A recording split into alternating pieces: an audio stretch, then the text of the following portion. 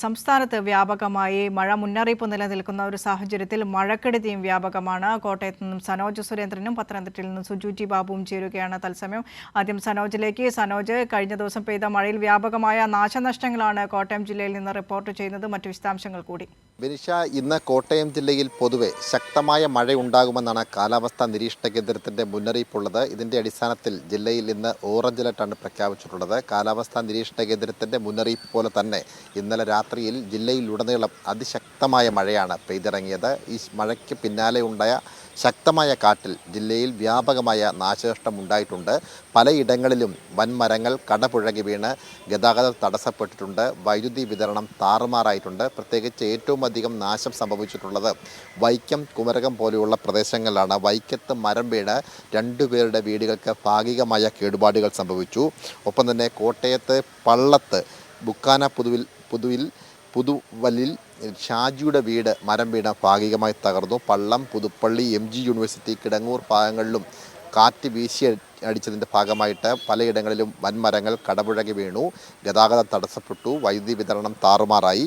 അതുപോലെ തന്നെ കുമരകം പാണ്ടൻ ബസാർ ആശാരിശ്ശേരിയിൽ റോഡിൽ മരം വീണ് ഗതാഗതം തടസ്സപ്പെട്ടു. ചൂളഭാഗം റോഡിൽ മരം വീണ് പോസ്റ്റുകൾ ഒടിഞ്ഞു. വൈദ്യുതി വിതരണം താറുമാറായി. ഒളശ പള്ളിക്കവല ഓട്ടോ സ്റ്റാൻഡിന് സമീപം തേക്കുമരം വഴിയിലേക്ക് വീണ് ആ മേഖലയിലെ ഗതാഗത സഞ്ചാരം തടസ്സപ്പെട്ടു. അതുപോലെ തന്നെ ആർപ്പൂക്കര മേഖലയിൽ, ആർപ്പൂക്കര പഞ്ചായത്തിൻ്റെ വിവിധ പ്രദേശങ്ങളിലും വൻമരങ്ങൾ കടപുഴകി വീണു. പല വീടുകളുടെയും മുകളിലേക്ക് മരം വീണ് വീടുകൾക്ക് ഭാഗികമായ കേടുപാടുകൾ സംഭവിച്ചിട്ടുണ്ട്.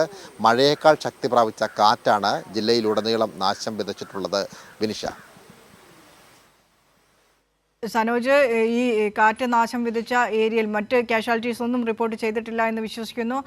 ഒപ്പം മറ്റൊരു കാര്യം കൂടി, ഈ മഴ മുന്നറിയിപ്പ് നേരത്തെ തന്നെ നിലനിന്നിരുന്നു. പക്ഷേ മഴയല്ല, കാറ്റാണ് ഏറ്റവും കൂടുതൽ വില്ലനായി എന്നാണ് സനോജ് പറയുന്നത്.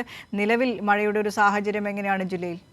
നിലവിലിപ്പോൾ മറ്റൊരു വാർത്തയുമായി ബന്ധപ്പെട്ടുകൊണ്ട് നമ്മൾ കോട്ടയം ജില്ലയുടെ കിഴക്കൻ മേഖലയായിട്ടുള്ള മുണ്ടക്കയം പ്രദേശത്താണ് നിൽക്കുന്നത്. പ്രദേശത്ത് ഇപ്പോൾ തെളിഞ്ഞ അന്തരീക്ഷമാണ്. പുലർച്ചെ മുഴുവൻ അതിശക്തമായ മഴയുണ്ടായിരുന്നു. ഇപ്പോൾ തെളിഞ്ഞ അന്തരീക്ഷമാണ് എങ്കിൽ പോലും മഴ പെയ്യാനുള്ള ഒരു സാധ്യത നിലനിൽക്കുന്നുണ്ട്.